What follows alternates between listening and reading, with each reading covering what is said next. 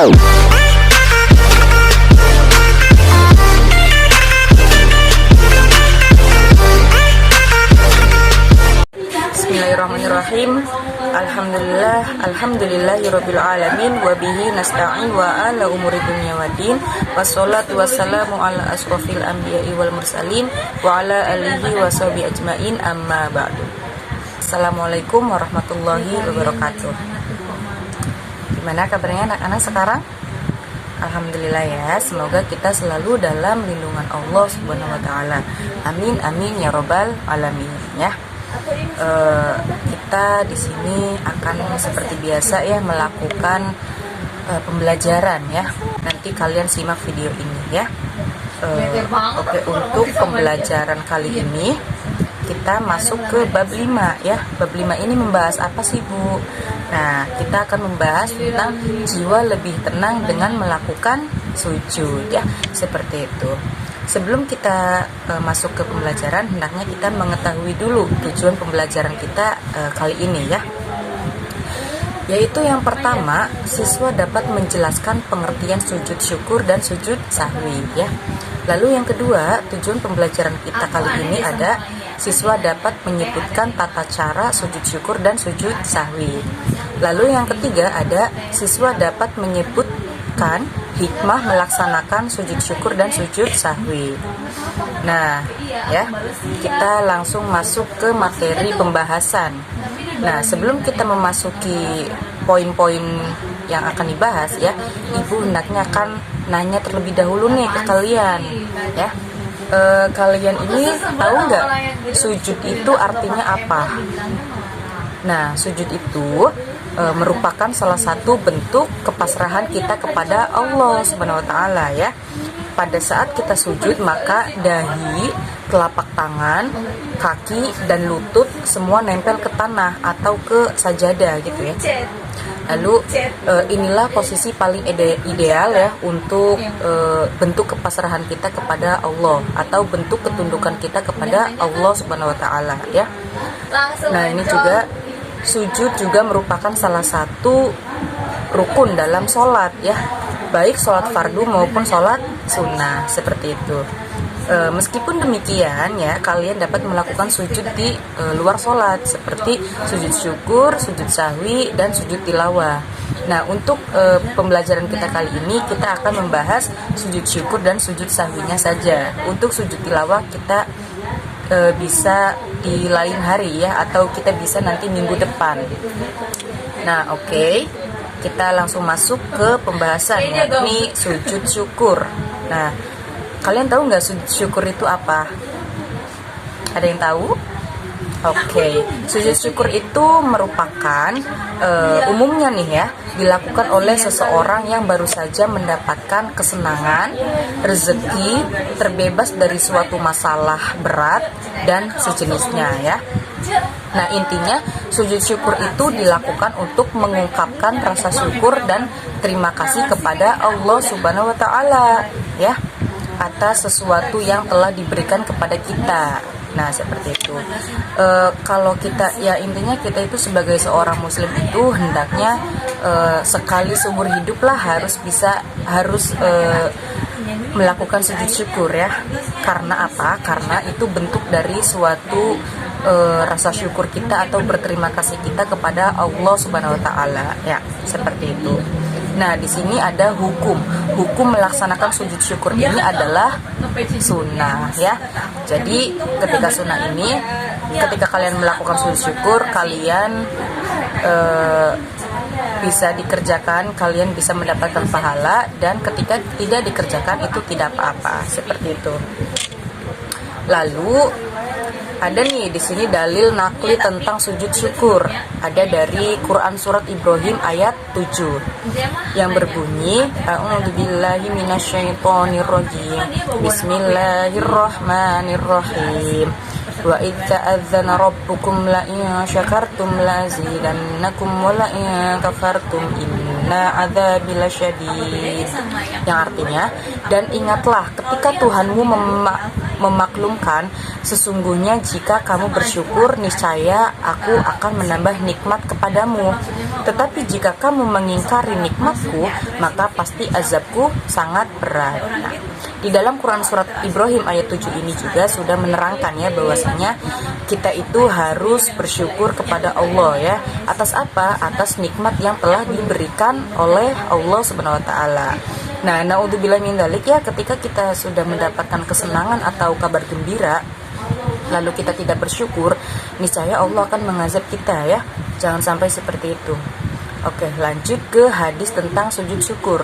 Nah, di sini juga ada hadisnya, diriwayatkan dari Abu Bakrah radhiyallahu an, bahwasanya Nabi Shallallahu alaihi wasallam apabila datang sesuatu yang menggembirakan kepadanya, ia tunduk dalam keadaan bersujud kepada Allah. Nah, sudah jelas di dalam hadis ini juga ya, ketika kita mendapatkan kabar gembira gitu ya, kita hendaknya bersujud kepada Allah. Nah, sujud ini adalah sujud syukur atas apa?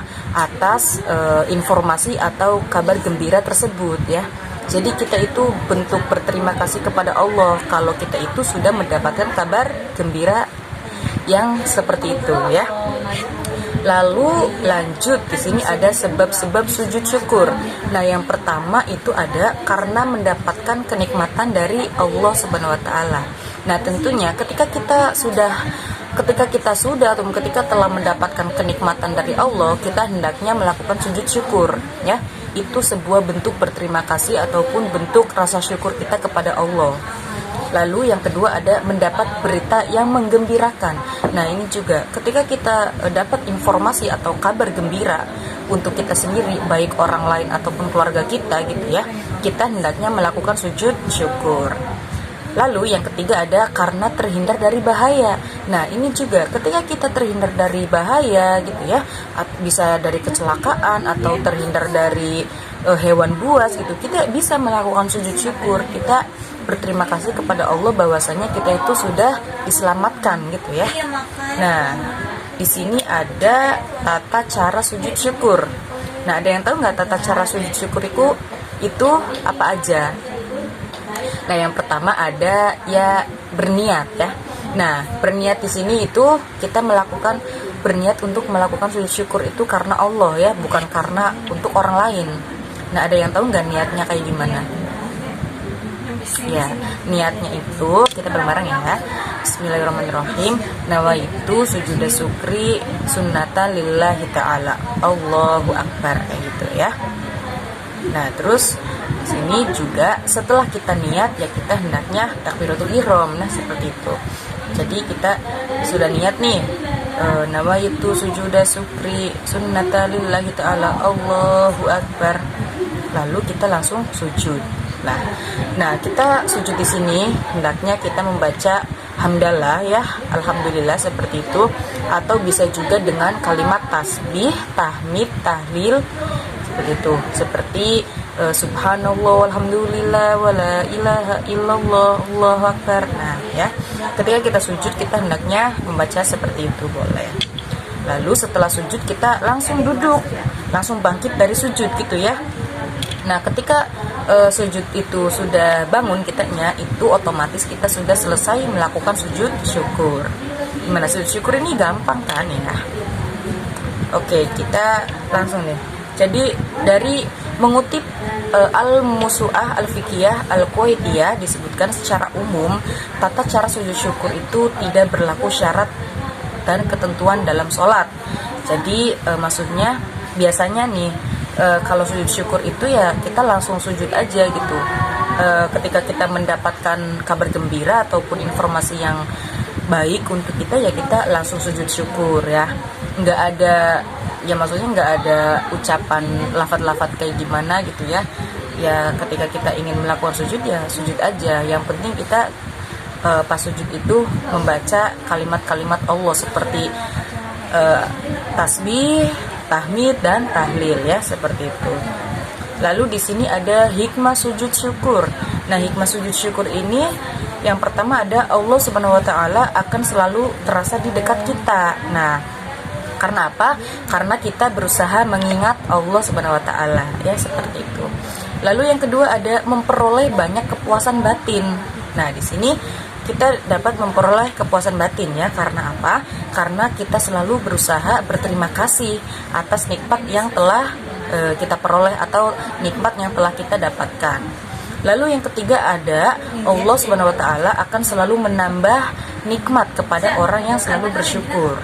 Nah, ketika kita bersyukur kepada Allah, kita hendaknya akan mendapatkan nikmat yang lebih gitu ya. Seperti itu.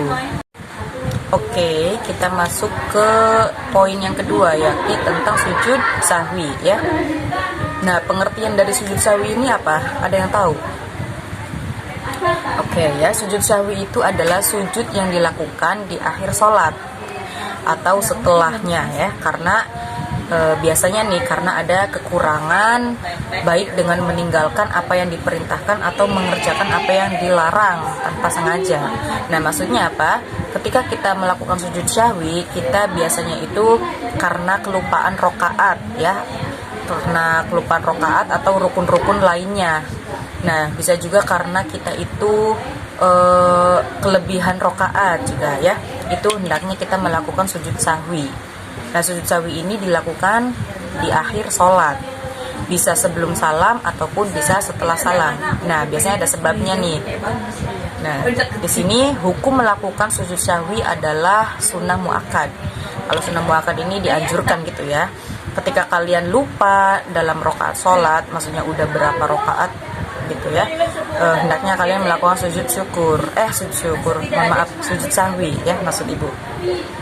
Nah, di sini sebab melakukan sujud sahwi yang pertama, lupa atau ketinggalan tasyahud awal. Nah, di sini biasanya kan bukan biasanya, barangkali gitu ya, yang namanya manusia kan kadang lupa gitu.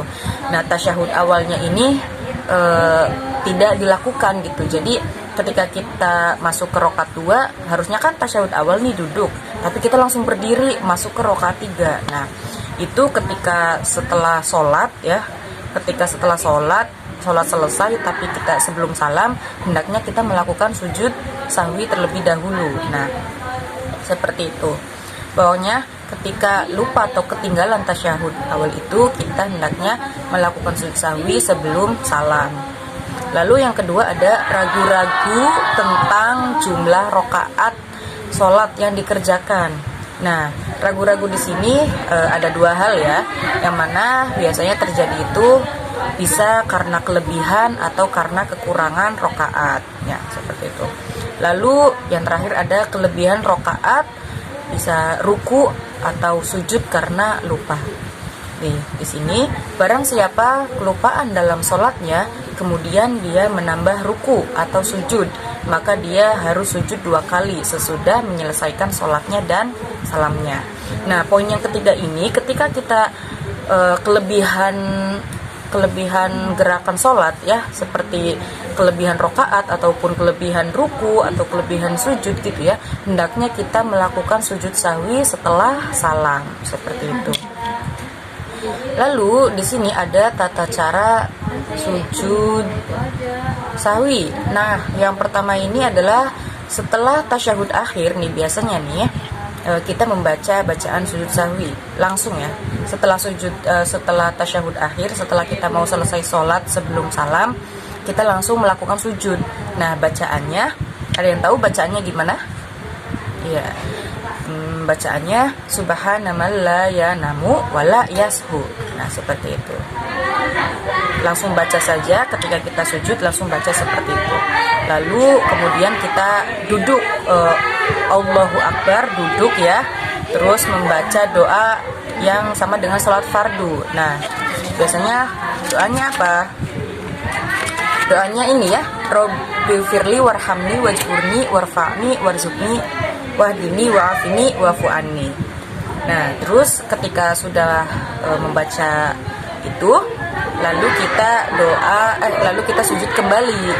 Biasa ya, dua kali sujud. Nah, doanya seperti yang kayak tadi, subhanaman la yanamu wala yashu.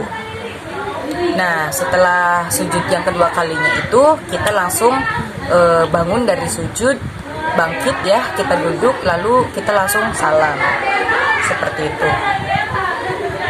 Nah, lalu di sini ada hikmah sujud sahwi. Hikmah sujud sahwi yang pertama yaitu menyadarkan bahwa manusia adalah hamba yang lemah dan tempatnya salah dan lupa. Lalu yang kedua ada menghindari sikap sombong karena hanya Allah SWT yang tidak pernah lupa.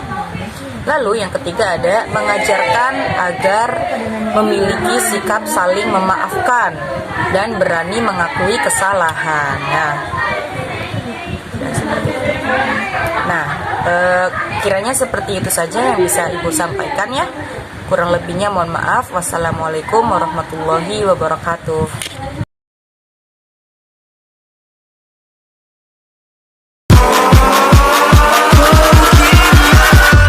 Catch 'em all.